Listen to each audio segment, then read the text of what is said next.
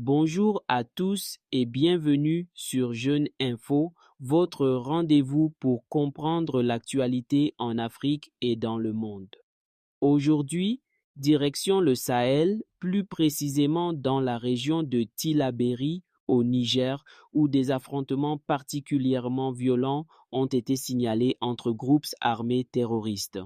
Selon plusieurs sources locales et sécuritaires, de rudes combats ont opposé deux factions terroristes opérant dans cette zone instable.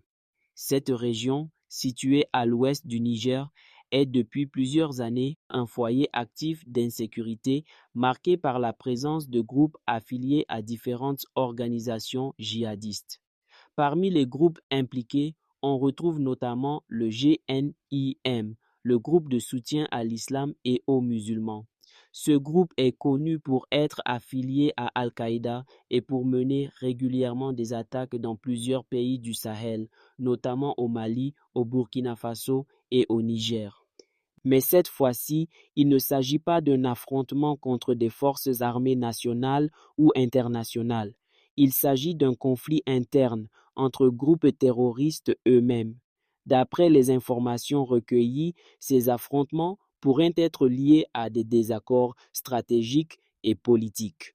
Le GNIM commencerait à prendre conscience qu'il est instrumentalisé par d'autres factions, notamment dans des jeux d'influence et de contrôle territorial.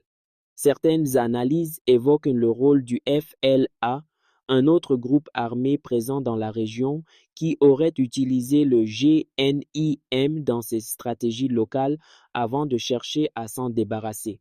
Cela montre à quel point les alliances entre ces groupes sont fragiles, opportunistes et souvent temporaires. Le bilan de ces combats reste encore flou, mais plusieurs sources parlent de nombreux morts dans les rangs des terroristes. Ce type d'affrontement interne affaiblit temporairement ces groupes, mais il peut aussi entraîner des conséquences imprévisibles pour les populations civiles.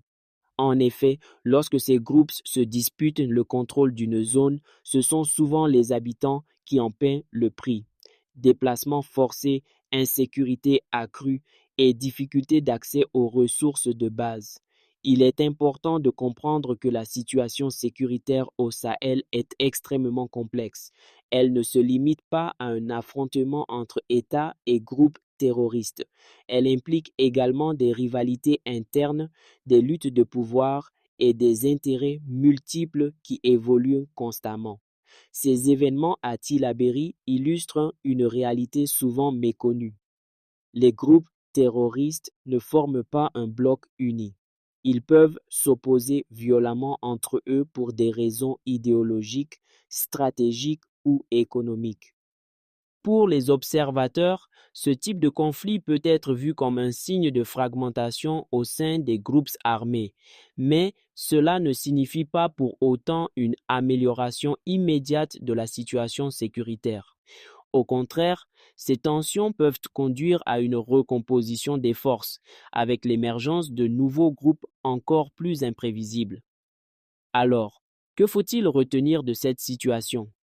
Premièrement, la région de Tillabéri reste un point critique dans la crise sécuritaire du Sahel. Deuxièmement, les groupes terroristes présents dans la zone sont loin d'être unis et peuvent entrer en conflit ouvert. Et enfin, ces affrontements, même s'ils affaiblissent certains groupes, continuent de représenter une menace sérieuse pour la stabilité de la région et la sécurité des populations. C'est la fin de cette édition sur Jeune Info. N'hésitez pas à vous abonner, liker la vidéo et partager pour rester informé sur l'actualité en Afrique et dans le monde. À très bientôt pour une nouvelle analyse.